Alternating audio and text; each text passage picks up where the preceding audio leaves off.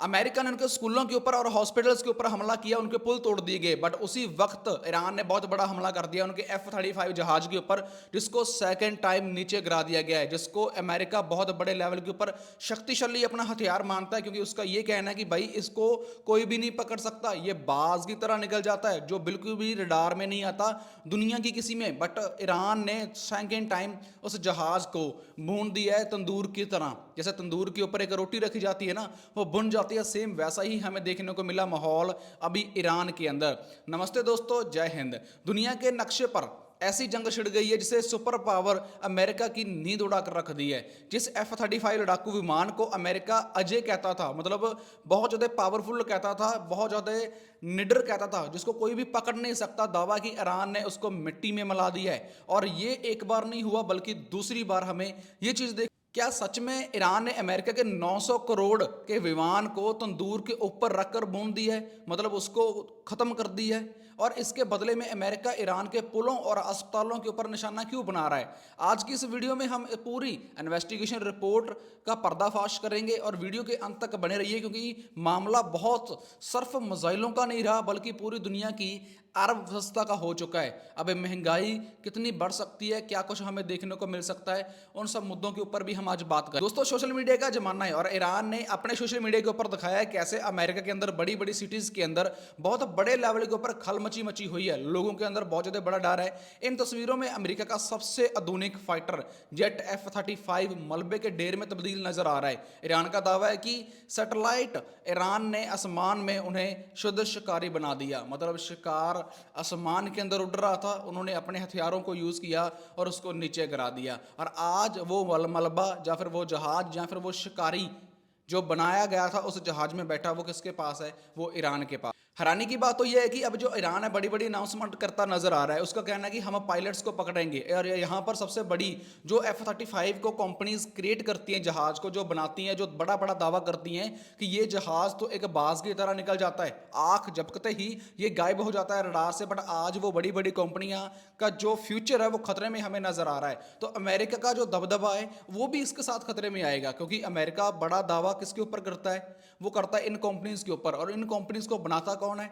वो बड़े बड़े F-35 जहाज बन रहे हैं। सो अब खतरे में कंपनी भी है, उसके साथ अमेरिका भी है। इन सिक्का का दूसरा पहलू भी देखते हैं। जब जंग के मैदान के अंदर हार मिलती है तो क्यों मासूमों को, जो वहां पर आम नागरिक है, आम बच्चे हैं, जो हॉस्पिटल्स के अंदर अपना इलाज कराने के लिए आए हैं, स्कूल में पढ़ने के लिए जा रहे हैं, उनको क्यों निशाना बनाया जाता है? तेहरान और खराज को जोड़ने वाला B1 ब्रिज जो ईरान का शान था, मतलब वो नियर अबाउट कहा जाता है $400 मिलियन का बना था, अमेरिका ने बमबारी कर उसको तोड़ दिया। मतलब अब उन दोनों शहरों का जो कनेक्शन है वो खत्म कर दिया। इतना ही नहीं, 100 साल पुराना वहां पर एक मेडिकल सेंटर था जहां पर बहुत बड़े लेवल की रक्ष वैक्सीन बनती थी, जो आज मलबे के अंदर तब्दील कर दी गई है। मतलब कि एक इंसान की सेफ्टी के लिए जो नया नया वायरस क्रिएट होता है उसको बचाने के लिए वहां पर एक मेडिकल सेंटर था, अब उसको किसने तबाह कर दिया? उसको USA ने तबाह कर दिया। पुलों, स्कूलों और अस्पतालों के ऊपर हमला करना अंतर्राष्ट्रीय कानून में युद्ध अपराध माना जाता है। मतलब एक जो बड़ा UNA के अंदर एक बहुत बड़ी मीटिंग होती है जहां पर सभी देश के सुप्रीम लीडर आए होते हैं, और वहां पर जब भी किसी देश की युद्ध की बात होती है तो वहां पर 3 चीजें जरूर रखी जाती हैं कि आप वहां पर जो बड़े बड़े पुल बने हैं, स्कूल बने हैं, हॉस्पिटल बने हैं, उनके ऊपर आप कभी भी कोई हमला नहीं करोगे। आप LOC के ऊपर, बॉर्डर लाइन के ऊपर आप लड़ाई झगड़ा करते रहो, डज नॉट मैटर। बट यहां पर ट्रंप इन सब संधियों को तोड़ते जा रहे हैं। क्या ट्रंप और नेतन्याहू ईरान को वापस स्टोन एज में भेजना चाहते हैं, जो एक पत्थर के, मतलब कहते हैं ना, पत्थर युग के अंदर भेजना था, जहां पर सब हमें पत्थर ही पत्थर देखने को मिलेंगे?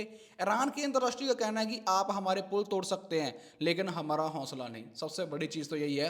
हथियारों से, जैसे मैंने कल की वीडियो में बात करी थी, हथियारों से जंग नहीं जीती जाती, जंग हमेशा हौसले से जीती जाती है। और ईरान के पास बहुत बड़े लेवल का हौसला है। जैसे उसने कल भी यही बोला है कि आप तोड़ दो हमारे पुल, तोड़ दो हमारे स्कूल, तोड़ दो हमारे हॉस्पिटल, बट आप हमारा हौसला नहीं तोड़ सकते, हम आपसे लड़ते रहेंगे मरते दम तक। सो कितनी बड़ी बात है भाई, इतनी बात बोलकर कितनी ज़्यादा मतलब हौसला मिल जाता है इंसान को। अब बात आती है सबसे बड़े खतरे की। ईरान ने चेतावनी दी है कि अगर उनके नागरिक ठिकानों के ऊपर हमला नहीं रुका तो वो दुबई, बहरीन में बन रहे Google, Microsoft, Amazon data site के ऊपर हमला करेंगे। और जिसमें से उन्होंने एक हमला कर भी दिया, बहरीन के अमेजॉन सेंटर के ऊपर बहुत बड़े लेवल के ऊपर उन्होंने हमला किया, बहुत बड़े लेवल के ऊपर उन्होंने वहाँ तबाही मनाई। अब यहाँ पर यही बात नहीं है, अब बात यही नहीं है, ईरान के पास हैमरूज, स्ट्रेट ऑफ हैमरूज की चाबी है। अगर ईरान यही सऊदी रास्ता बंद कर दिया तो पूरी दुनिया में पेट्रोल डीजल की कीमतें समान छूने लगेंगी, जिसमें बहुत बड़े लेवल की हमें प्राइस है जो बढ़ता हुआ दिखाई भी दे रहा है। इंडिया में प्राइस तो नहीं बढ़ा, बट अदर देशों में प्राइस बढ़ चुका है। इंडिया में प्राइस ना बढ़ने की सबसे बड़ी वजह कि 5 राज्यों के अंदर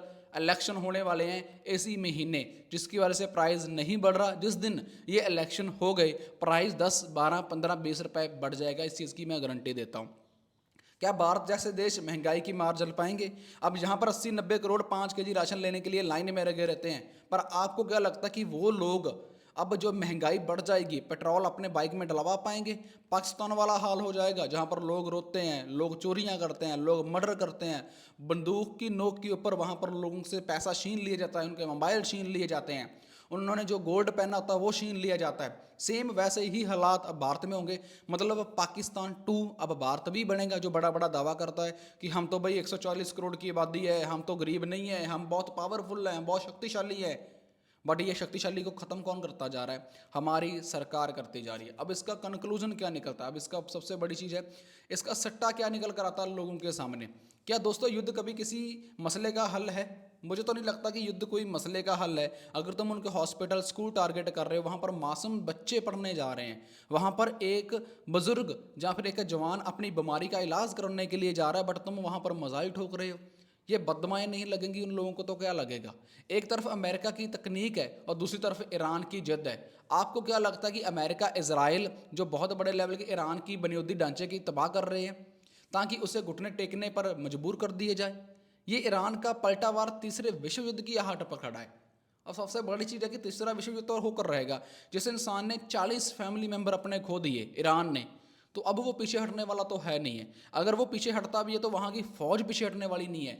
IRGC उसका दावा है कि हमने खुदा की कसम खाई है, हम इनको घुटनों पर लाकर खड़े कर देंगे, अमेरिका को, इजराइल को।